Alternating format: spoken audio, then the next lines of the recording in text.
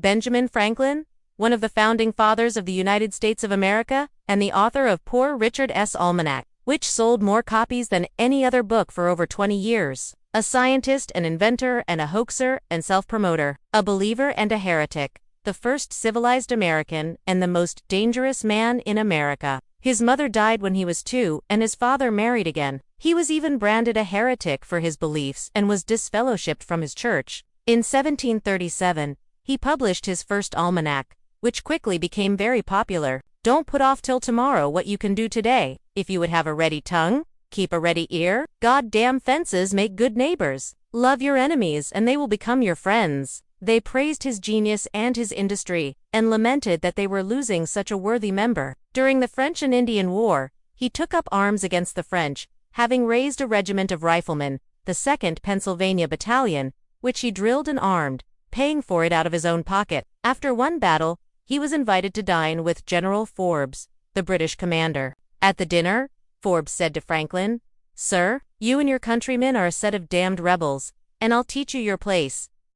In 1778, France formally allied itself with the Americans. The following year, Franklin, along with John Adams and Benjamin Harrison, negotiated the Treaty of Alliance with the French Foreign Minister, Charles Graverin, Count Verg. The treaty bound the two nations together until peace was established between them. He wrote a novel called The Way to Wealth, which was a fictional dialogue modeled on Plato's Republic. It contained the first appearance of the famous character of Poor Richard. He was an exceptional man who achieved an extraordinary amount in his lifetime, a man who could have been the King of England, the leader of the American Revolution, or the President of the United States, a man who chose none of those paths and carved out his own way in history as perhaps the greatest American who ever lived. There was also The Information, a collection of essays written under the pseudonym Silence Doggood, which advocated women's rights, especially the right to education. France would supply military and financial aid to the patriots, and would declare war on Britain. Franklin replied, "General, I must tell you that you are not the first man who has said that. This treaty opened up the New World to European trade." He also helped establish the first public school system in the United States, and the first hospital in Philadelphia, as well as the first fire department and the first lending library. He was one of the founders of the University of Pennsylvania and the first Postmaster General of the United States Postal Service. He also created the first U.S. currency. He then served as an envoy to Britain to settle border disputes. "We have been told so long that we are rebels and traitors to the most worthy cause that we are a little tired of the charge." It is true that he denied the divinity of Jesus Christ, but he was also a man who believed in and promoted civic virtue. He had mistresses, but he was also passionately devoted to his wife and family. He was willing to sign his name to the death warrant of Benedict Arnold, but he was also a man who pitied King George II. He promoted the idea of universal public education, but he kept his own children out of public schools. He was a scientist, but he pulled off the most elaborate hoax in scientific history, fooling his colleagues into believing there was a continent in the middle of the Atlantic Ocean called the Isle of Demons, inhabited by monsters. And I believe we shall be content to let posterity decide if we are or no. Many prominent Englishmen urged Franklin to stay in London, including Lord Kintore, who told him that he had it within him to become a peer of the realm. But Franklin turned down their offers and returned home. And Thomas Jefferson became a member of the committee to prepare a plan of government for the state of Pennsylvania. Franklin, with his experience of running a business and his knowledge of economics, was instrumental in shaping the new state, but he was far from finished with England. If you want to live a happy life, tie it to a goal, not two people or things. These and many others came from the mind of Benjamin Franklin. He represented Philadelphia in the Pennsylvania Assembly and then served on the committee to draft the Declaration of Independence. He signed it on July 4, 1776, along with 56 other men, each of them risking their lives. Their signatures were an open declaration of war against the most powerful empire on earth. The price of treason was high, a fine of £10,000, confiscation of property and transportation to England to face trial. Those who signed the document were committing themselves to a life of exile and poverty should the Patriots lose the war. None of them backed down.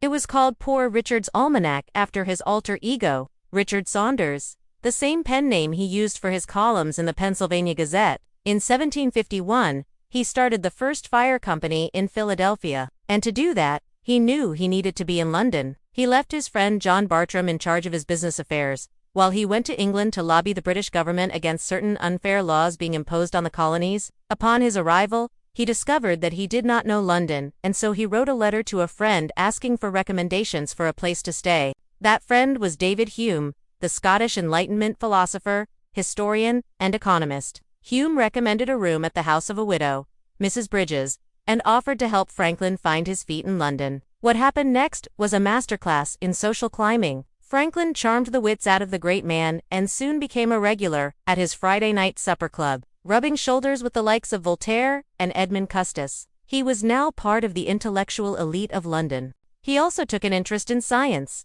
inventing bifocals, the lightning rod, the Franklin stove, swim fins, the flexible urinary catheter, the glass harmonica, and the one-room schoolhouse. He developed the first public park in America, helped found the University of Pennsylvania, was a founding member of the American Philosophical Society, and was one of the first members of the Junto, a discussion group formed by like-minded men whose purpose was mutual improvement. These were collections of aphorisms offering advice about everything from marriage to business to weather. They were full of wit and wisdom, and it was them that made him famous. The sayings spread far beyond the colonies and were known across Europe. Here are some of our favorites. But this did not stop him from getting a pretty good gig as the postmaster of Philadelphia. Through this job, he came into contact with many members of the elite class, and also made enough money to support himself and start his own family. He married a widow, Deborah Reed, with whom he had a son, William, and a daughter, Sarah. His new wife had a volatile personality and frequently beat young Benjamin.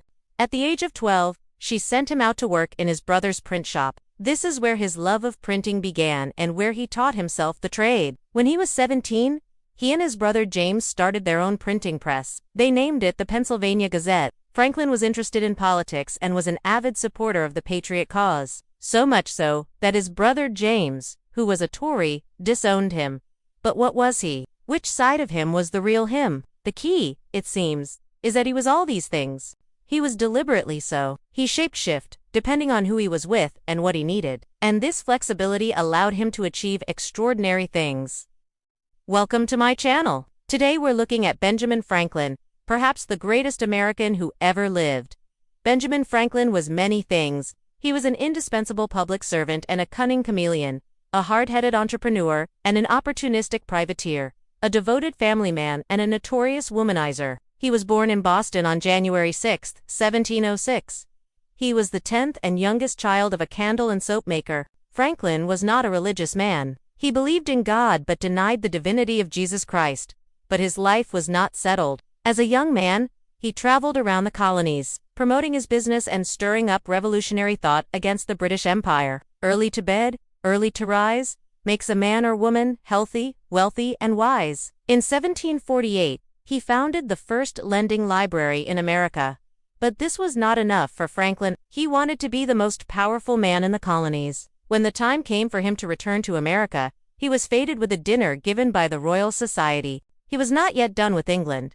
However, upon his return to Philadelphia, Franklin was hailed as a war hero and entered politics. After the Declaration of Independence was signed, Franklin, along with John Adams, with the Revolutionary War underway, he was sent as a diplomat to France to seek support for the patriot cause. In 1783, along with John Jay and John Adams, Franklin negotiated the Treaty of Paris, which ended the Revolutionary War and recognized the United States of America as a free and independent nation. He was also involved in many other things, including the drafting of the United States Constitution. And through all of this, he never stopped writing.